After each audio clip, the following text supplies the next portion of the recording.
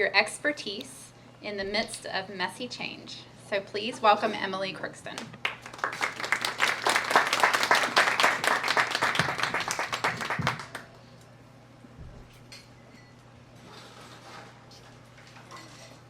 I quit. Oops. That one. I quit. I walked into my chair's office. It was exactly 2 weeks before the start of the fall semester at the university where I taught. He looked at me and said, "You aren't even joking, are you?" I wasn't. I had already cleaned out my office. My then boyfriend and I had already moved everything we owned to Chapel Hill. And I was only back in Myrtle Beach to quit my job as a philosophy professor, say goodbye to a few friends, and pick up my car. That was the end of my academic career. In my quest to find a tenure-track position, I had applied to over 300 jobs in 8 years. The final straw was when I basically had to take a demotion. I had to take a $10,000 pay cut and an increase in my teaching load for the privilege. That was it. I was done. I was out. I don't spend a lot of time now thinking back about what I could have done differently. I'm really happy with the life I've built since then. I have a husband who loves me.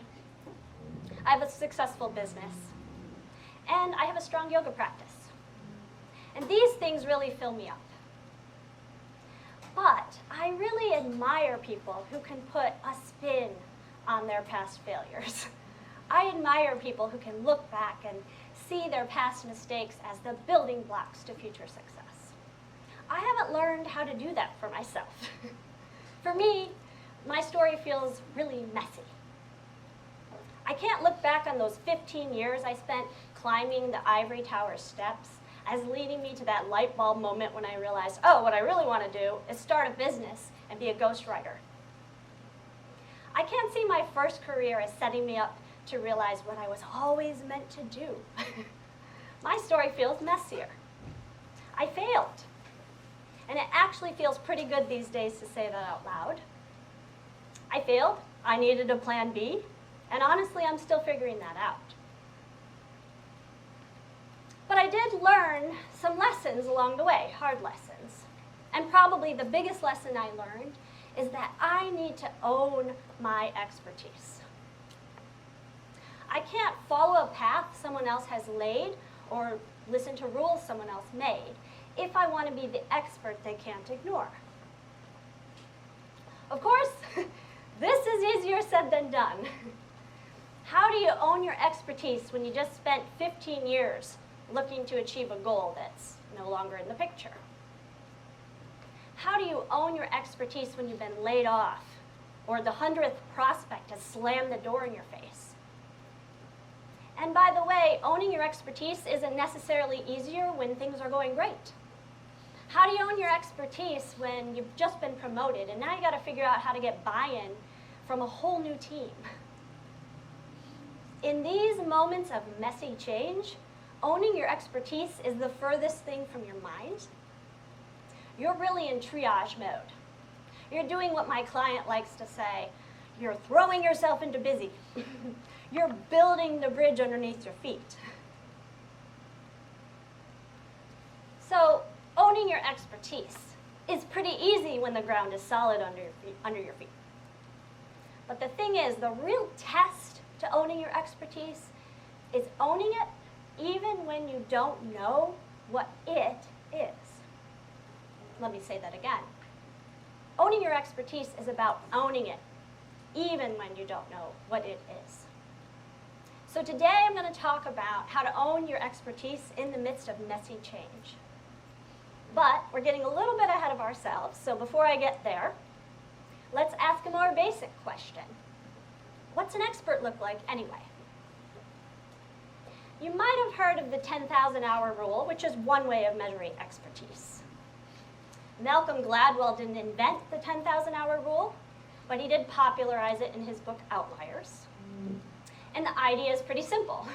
Spend 10,000 hours honing your craft, whether that's selling real estate, managing other people's money, producing podcasts, whatever it is. Spend 10,000 hours doing that, and you're an expert. 10,000 hours translates to 20 hours a week for a decade. But is this all it takes to be an expert? Just putting in the time? Certainly, spending 10,000 hours isn't necessary to feel like an expert. I've been in business now for almost 4 years. I've been ghostwriting books for people for about 2 years. And I feel more like an expert today than I ever have in my life. What do you want to be when you grow up? Adults ask kids this question all the time. And for most of us, this is our first introduction to the idea that we could be experts at something. I don't know about you, but I never took that question all that seriously as a kid. Hey, little Emily, what do you want to be when you grow up? I said the first thing that came to mind. A teacher, a nun. Yep, I went to Catholic school. A dancer. I can't dance. I don't even know why I thought that was a good idea. A mother. Does any kid ever take this question seriously? Yes, and his name is Christopher Daniels. Christopher Daniels was this kid I had a crush on in elementary school. And the thing about Christopher was he knew what he wanted to be when he grew up. He knew he wanted to mow lawns for people. And in fact, today, as I stand here, he owns a lawn care business in Comstock, Michigan, the same town where he grew up, and that's a true story. So it seems people like Christopher sort of have an idea of what they want to do when they grow up. They know what expertise they want to have. Maybe, he's a natural problem solver, or he was better at imagining the future than I am. Whatever the case, Chris knew and could own, he had a leg up, I would say, on owning his expertise. The first time I ever really thought seriously about what I wanted to do with my life was when I went to college. And I can tell you, I didn't have a better answer then than I did when I was in elementary school. At my college, you had to take either Philosophy 101 or Religion 101. Well, I took Philosophy 101 because I didn't know what philosophy was. That tiny choice ended up having a really big impact on my life. Suddenly I had an answer. I would become a philosophy professor. From there, my path was really clear. I went to grad school. I finished grad school. I wrote a dissertation, and I defended it. I was hooded, which is not an awful hazing ritual. I got a job, another job, and another job. Published a bunch of papers. I taught hundreds of students and graded all the crap that I made them write. There was just one problem. I didn't feel like an expert. So clearly, 10,000 hours is also not sufficient for feeling like an expert. Academia is obsessed with credentialing. You get the BS or the BA, you get the MA, you get the PhD, you get a tenure-track job, you get tenure, then you get to be an associate professor, and then you get to be a full professor. But all that credentialing and all those certifications never add up to expertise, or they don't necessarily add up to expertise. And so this question of why I didn't feel like an expert, right? 15 years I spent trying to do this, and I didn't feel like an expert, way more than 10,000 hours. Why didn't I feel like an expert? That question haunts me today. In fact, it's what inspired me to write this talk today. And I think the best answer I've been able to come up with is this. At its core, expertise is about problem solving. Expertise is good because it helps us solve complex problems in the world.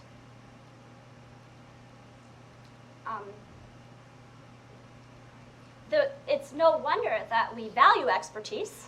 It's no wonder that we seek out experts and we encourage our kids to become experts. Because it's all about problem solving. So when I was a philosophy professor, there aren't a lot of days I can recall feeling like I was solving problems. There was no shortage of people to remind me of that, from my bored students in class to my burned out colleagues. It was just really hard to see how we were there solving tangible problems in the world. get me wrong, I don't mean to discount the hard work the professors do shaping young minds. That's important work. It's valuable. And I miss that part of my job every day. But I still really wanted that satisfaction of being able to solve tangible problems. And when I entered the freelancing world, it was a whole different story. So when I decided I was going to leave academia, I didn't know what I was going to do. I had no idea. So I thought back to what I wanted to do before I wanted to be a philosophy professor. And I said, well, as a kid, I liked marketing. 13 years old, I liked marketing. And it happened that a friend of a friend was looking for marketing help. And she really showed me that, you actually have a skill in content marketing. She took me on as her unpaid intern. But really quickly, an interesting thing happened. And she said, you're so good, I'm really not teaching you anything. Let me just pay you. and not only did she start paying me to write her blog for her, she owns a web development company in DC, she had clients who needed blogs, and I started writing for her clients. So when Erica offered to pay me, that was really the first time where I felt like an expert. And I think it's because I realized I was solving a problem for her. It wasn't the other way around. I thought she was doing me a favor in the beginning. But by offering to pay me, I realized I am really solving a problem here, and I have a skill in content marketing. Also, it's pretty hard to feel like an expert in a sea of geniuses. So what attracted me to philosophy in the first place is that we were answering some of the toughest questions human beings ask. Really hard questions, like what's the meaning of life? What is knowledge? What is justice? Does God exist? Do you exist? Do I exist? But the thing is, if expertise is about problem solving, philosophers have really stacked the deck against themselves. If you've ever taken a philosophy class, you know. You ask way more questions than you answer. So now you can see how a simple question like, what does an expert look like, can lead you down a lot of rabbit holes. Welcome to a philosopher's brain. But now I've primed you to think about this question of how you can own your expertise in the midst of this messy kind of change. So let's get to these steps. Step one, you've got to own the process. I don't think you can own your expertise unless you're ready to own the process that it takes to get there. Here's the truth of the 10,000-hour rule. It takes a lot of time to become an expert. Experts seek out opportunities for trial and error, and this takes time. But what the 10,000-hour rule misses, I think, is that this process is iterative. If you want to be an expert, you've got to be willing to own the ups and the downs. You've got to be willing to own the successes as well as the setbacks. And all of this requires you to really go through this process. And I think one thing that stops us from owning the process is we expect our careers and our lives to be really linear. We expect things to look like this. You graduate from college and you get your first job and you're sort of in this apprentice role. You learn the ropes and then you're a practitioner. Practice your craft long enough and you become an expert. Nice straight line. Owning our expertise would be really easy if this is what the path looked like. All you'd have to do is start walking, right? All you'd have to do is put in the time and pay your dues and you'd reach expert status. It's kind of like following a lesson plan. And when I this is how I looked at my past career as an academic, and that's how I looked at my career when I started my business. That's how I looked at my business as well. I just wanted that uphill trajectory, that straight line. Tell me what to do to get there. But owning your expertise is not a lesson plan. There's no lesson plan for that. And in reality, the process of becoming an expert looks more like this. You might reach expert status and then decide to go back and be an apprentice because you want a different career. You might reach expert status and put on an apprentice hat when you start a new project or work with a new client. You might put on a practitioner hat when you're training employees. So in reality, I think we go back and forth between these different stages of expertise virtually every day. I remember the first time someone said to me, think of your business as an experiment. That was such a gift. I let go of that linear thinking. I said, well, yeah, I can try something, and if it doesn't work out, I could try something else, and I could try something else. It's not as if every decision I'm making is pass-fail, right? That's out the window. So now what I do a lot is I find myself taking on the apprentice mindset. Whenever I start to work on a new project or work with a new client, I listen really well. People say, you're a really great listener. I'm like, yeah, I'm trying to figure some stuff out. I listen. I repeat what I'm hearing. I do my own research, and then I ask a lot of questions. So I think if we all sort of took on this mindset more often, we would be less obsessed with getting to that expertise line, and we would be able to learn a lot more from each other. So own the process. That's the first step. If you struggle with the first step, I think you're going to struggle with the second two. Step 2 is you've got to know your die-in-a-ditch belief. Philosophers make a living arguing for and against controversial claims. If you do that enough, you're going to get to some really unshakable beliefs. And I think this is part of owning your expertise as well. You've got to know your die-in-a-ditch belief. Now, these are beliefs that draw a line in the sand for you. They tell me something about your core values. You are willing to die in a ditch. Okay, maybe only metaphorically. You're ready to die in a ditch for this belief. Think about the confidence it takes to be able to say that about a belief. That's the confidence it takes to owning your expertise. So come up with that die-in-a-ditch belief. Now think of an expert, your favorite expert. Somebody pops into your head who you respect and trust. I bet you can name that person's die-in-a-ditch belief. Here are 3 experts. Brené Brown. Her die-in-a-ditch belief, vulnerability is key to effective leadership. Simon Sinek. Leaders inspire by talking about why they do what they do. And there's Amy Cuddy. Adopting an expansive posture makes you feel more powerful. Those are their die-in-a-ditch beliefs. But what do they all have in common? Well, they're all TED speakers, right?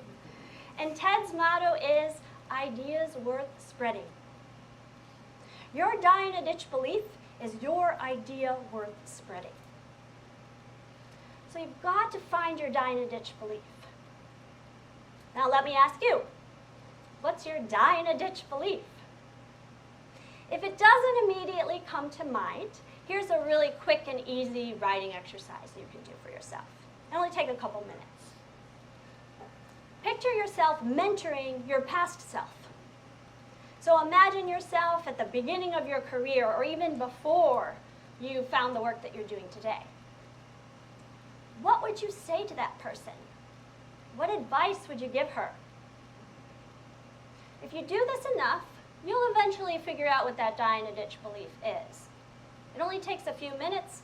You can do it, but just think of what advice you would give your past self. That's going to lead you to those die-in-a-ditch beliefs. So we've seen step 1. You've got to own the process. Step 2, you've got to find those die-in-a-ditch beliefs, or that one die-in-a-ditch belief. Step 3, you've got to translate your expertise for others. This final step, I think, is the key to becoming the expert they can't ignore.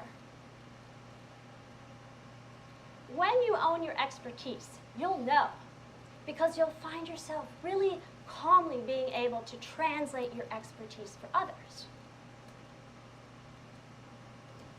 A lot of people, or most people, are really wrapped up in their own stuff, right?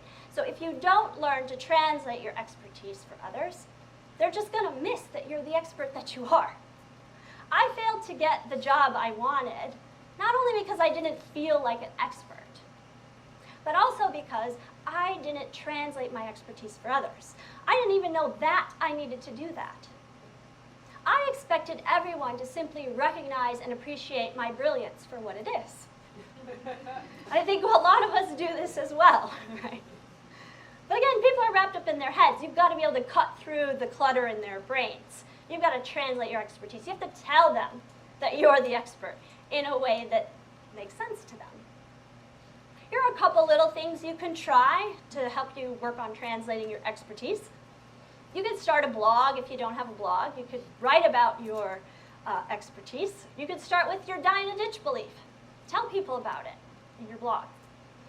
You could send out an email newsletter, just letting people know what you're up to. You don't have to own a business to feel like you can create an email list and send people emails. You could write a book. It doesn't have to be a 300-page book. It could be an e-book. It's easy, PDF. You could write a little book about something that's working for you. People love to read that stuff. What works for you? You could do something as small as speaking up in a meeting. This is what helps you learn to translate your expertise for others. I had a lot of practice with this as a philosophy professor. I had to translate really complex philosophical terms for my students. So it serves me well today, which is what I do for my clients. I help them translate their expertise for their audience. And here I am today doing the same thing for myself. I'm standing up here on this stage, and I'm letting you all know I'm here to own my expertise. I am the ghostwriter for rebels, renegades, and mavericks. My clients' ideas spread like wildfire. Translating your expertise is something I think we don't spend enough time doing. I think if we did, imposter syndrome wouldn't be the pandemic that it is. I think if we practice translating our expertise, we'd be inspired by experts rather than intimidated by them. I think we even try more new things if we talked about our expertise and we talked about the messy process it takes to get there. So here's my tip for learning how to practice translating your expertise for others. Have impromptu conversations. So I don't think you need to spend time agonizing over your elevator pitch. You should have one, of course. But for me, I think a better test of being able to translate your expertise is having conversations with strangers. So the next time you're in line at Starbucks, or you take an Uber, turn to somebody and ask them a really simple question, okay? Easy. What are you working on that makes you most excited? This is a great question. I love this question because not only do I get to learn something cool from somebody else, but you're also giving the person you're asking this question to a real gift. Because what happens is when we think back to things that excite us or give us joy, we actually relive the experience. This is science. We relive it in our own minds. So you're actually giving that person an opportunity to relive whatever is most exciting to them in the moment. That's an amazing gift. Then, they'll answer the question, they'll probably return the question to you, and you have a little conversation going. So it's really simple to start these little impromptu conversations. Have enough of these low-stakes conversations, and it'll be easy for you to learn how to translate your expertise. You'll be able to do it on a regular basis. Steve Martin said it best when giving advice to other comedians. He said, "Be so good they can't ignore you." But I think this makes the same assumption I was making. It assumes that people will recognize and appreciate your expertise for themselves. Here's what Steve Martin got right. It's not enough for you to know your value. You need to get other people to recognize it as well. And whether your passion is stand-up comedy or solving the climate change crisis, it's not good enough to find your passion. You've also got to be so good they can't ignore you. And here's what I would add. Owning your expertise is as important, if not more important, than being the expert. I wish this was a lesson I had learned earlier in life. I wish when adults had asked me, "Hey, little Emily, what do you want to be when you grow up?" They had also impressed upon me that if I want to be the expert they can't ignore, I have to figure out how to own it, even when I don't know what it is. If I were giving advice to Professor Emily, here's what I'd tell her. You've got to own the process. You've got to know your die-in-a-ditch belief, and you need to translate your expertise for others. Because these are the steps it takes to become the expert they can't ignore. Thank you.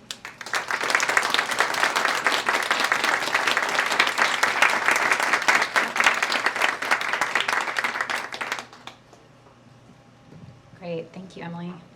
Thank you to our wonderful audience for coming. Please give a hand for yourselves. And if you have never been to Emerge before, this is a music and art space. And I don't know, I think it's about 2.5 years old, 3 years old, maybe? 3? Yeah. And they have a calendar of events kind of around if you want to see what else they do. Some of you I recognize, definitely Buffy, that are members. You can be a member of this space if you're an artist or musician or any type of creative. And they have all sorts of events here every night, and they also do co-working during the day for free. Just come in and bring your computer. They got Wi-Fi. And I am, once again, I'm Heather with Oak City Productions, partner Joe back there. We got Eli, thank you to Eli in audio, and Nick doing the testimonials.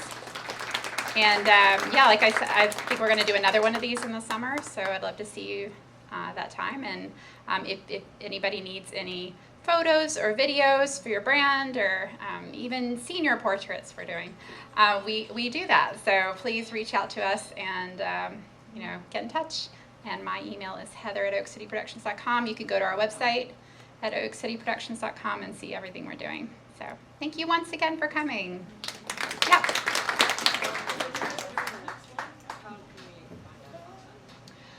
If you follow us on social media, follow us on Facebook, or we're also on LinkedIn and Instagram.